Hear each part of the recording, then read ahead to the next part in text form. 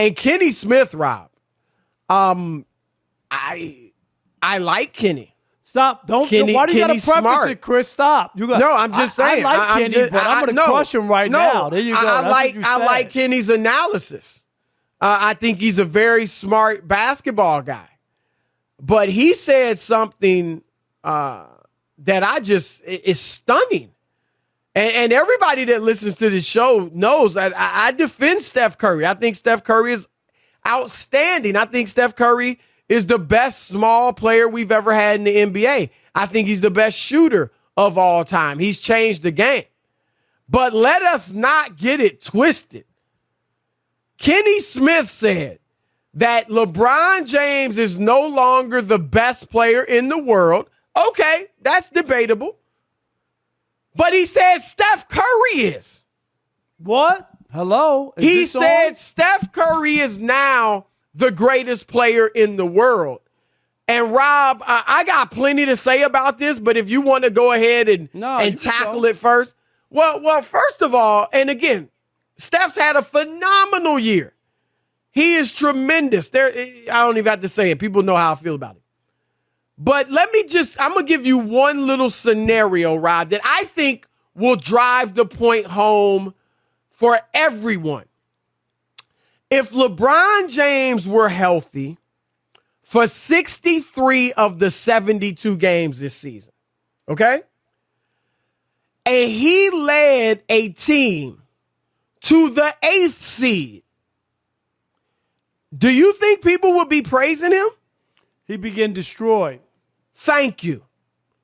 I don't care what his numbers were. He could have been his typical 28, 8, and 8. And he would be getting destroyed, as you said. And that's the difference. Again, this is not to minimize anything Steph did. I don't think his team was very good. And he carried them. He did a great job.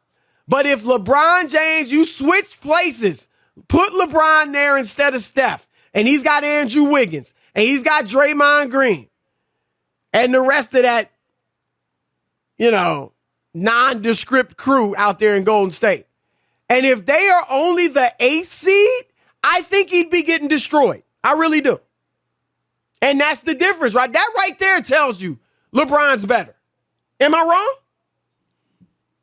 No doubt. I think we're so caught up in the prisoner of the moment. Give Steph his flowers, all that. Chris, he had a great season. No one's going to deny it or poo-poo it. But let's not get carried away. He barely got in, right, to playoffs. And officially, they're not even in yet. But, yeah, right. he was a top 8 seed. Yeah, exactly. And I just think that I think the bigger conversation is we've been ripped for a long time. And I mean we, Chris, the writers and the media, right? Especially the writers and stuff. The players are all over the place. I don't even know. I think the writers are more in line, Chris, and we have differing opinions, but I think we're more in line than the player. This is Kenny Smith, who didn't even have LeBron James in his, top 5 or 10? Well, I looked it up. But last summer, in July of 2020, during the pandemic, he gave out his top 10. He said he thinks LeBron's number 10. Right. He said he's not in his top 5, and then he did several months ago or whatever, he amended it and put him in the top 5. Barkley doesn't have him in the top 5. And Barkley doesn't have him in the top 5. And there's all kinds of stuff. We talked about it before about former players and players who wouldn't vote LeBron for an all-star exhibition game. And there's all kinds of stuff that goes on. And this might be one of those things again. I don't know. Is it the guard thing? Is it the little guy thing? Is it the don't like LeBron thing and what he's done to the league, or what the perception of it, or that he's always trying to stack the deck and I'm going to pick anybody but him? That's interesting. I'm serious. That's a good point, Rob, because you're as big a LeBron critic as there is. But you got him number 2. Exactly. And I've always said that is I can say that or whatever you say, but I don't have him in my not in my top 10, Chris. I have him as number 2. Yeah, to leave him out of the top 5, I don't get it. I mean, look, I think Jordan's the GOAT. I could make an argument for LeBron. I don't believe it. I think it's Jordan. But I could make an argument for LeBron. And so to leave him out of the top 5, and Barkley's list was Jordan, I think it was Kareem, and then Russell, Wilt, and Elgin Baylor. I think it was an old, you know what I mean? So maybe that was his justification, that outside of Jordan, it was a bunch of older guys that he grew up watching. But did he really grow up watching them, Chris? I'm just being honest. Like, he ain't that much older than us. I mean, he's around our age, he didn't right? grow up watching. Yeah, he's probably about 57, 58. Right? Yeah, right. A little bit, maybe a little of Wilt. Well, very little. Very little. Very little. That's a good point. We're about the same age, or he might be a year older than me or a year younger, Chris. I know who those players are. I didn't watch them. I'm being honest. Right. Yeah, I don't know. I mean, I think you may be on to something when you said, and look, let's just face it, Rob. It's been revisionist. I don't know about revisionist history, but people have forgotten that when LeBron went to Miami, it wasn't just Stephen A. Smith and Rob Parker and Skip Bayless and whoever else in the media killed him, which was plenty. I didn't kill him, but just about everybody else did. Yep. And it was also Charles Barkley, Kenny Smith. This is what I'm saying. All the older players were like, huh? What? And people have forgotten that. But, Rob, that might be correct. Now everybody harps on Durant. Oh, he went to Golden State, because that was even more egregious if you think it was egregious for LeBron to team up with Wade and Bosh. And then what's happened in Brooklyn now. They're maybe even more stacked. But I think you might be on to something. Like, the old heads are just like, nah, we wanted to beat each other. And maybe they just refuse to give him that due or that respect. I told you, because he's teamed up with guys. This is the ABL. Anybody but LeBron. That's where we are. The ABL.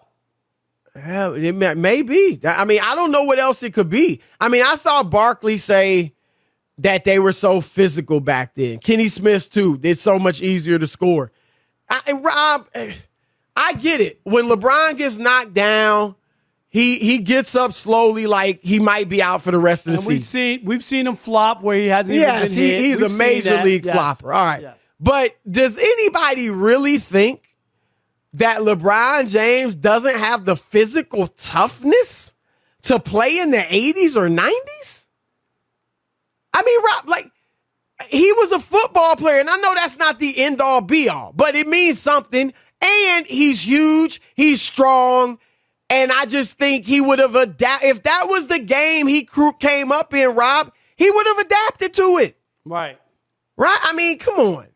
So I don't think that's a valid argument, but you might be right.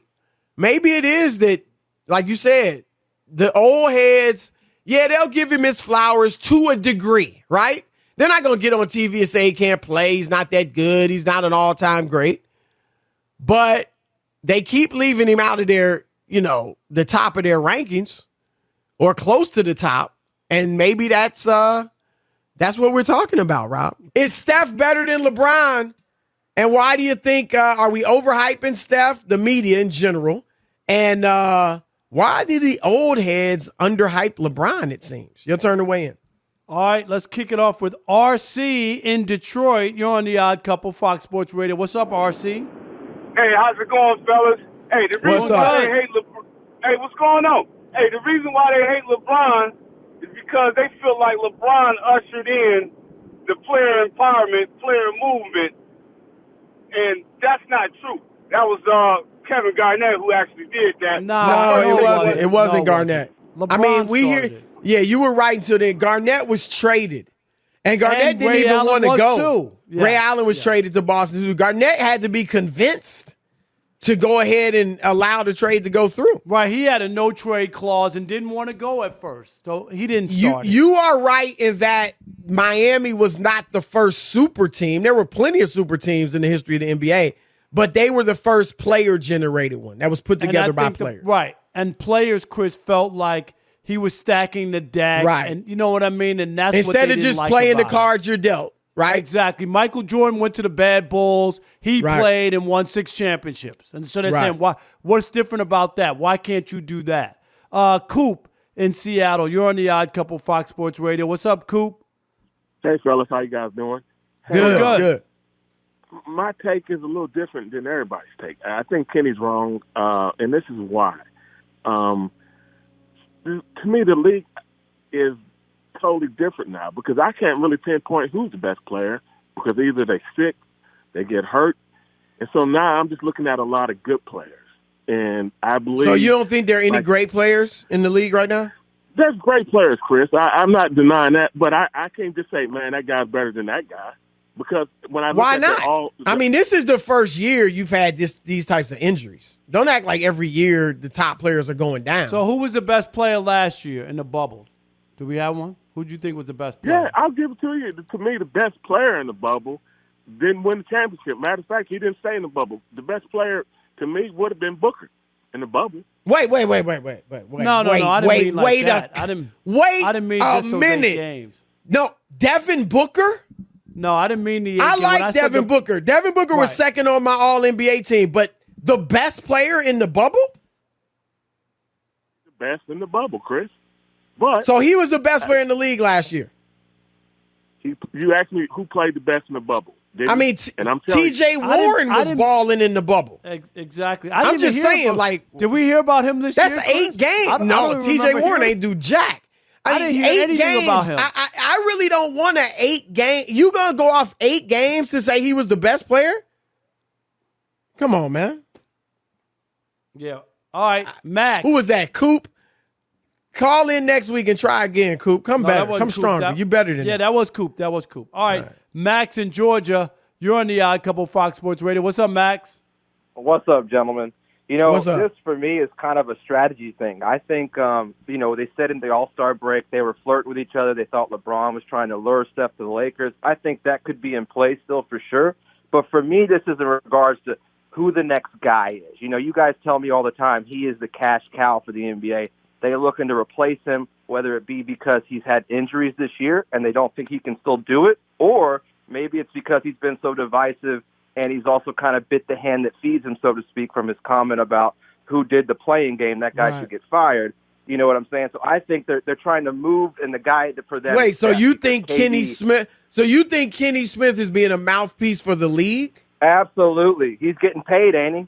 Absolutely. I think KD's I don't agree with that. Too divisive too. KD's too divisive. So Max, he's the obvious. Max, I'll tell you this.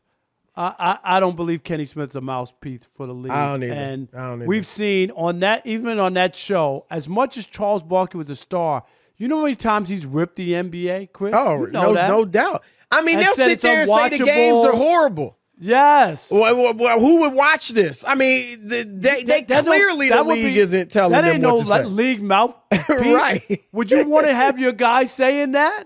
There's no way. Yeah, there's no way. Nice try, Max. Nice try.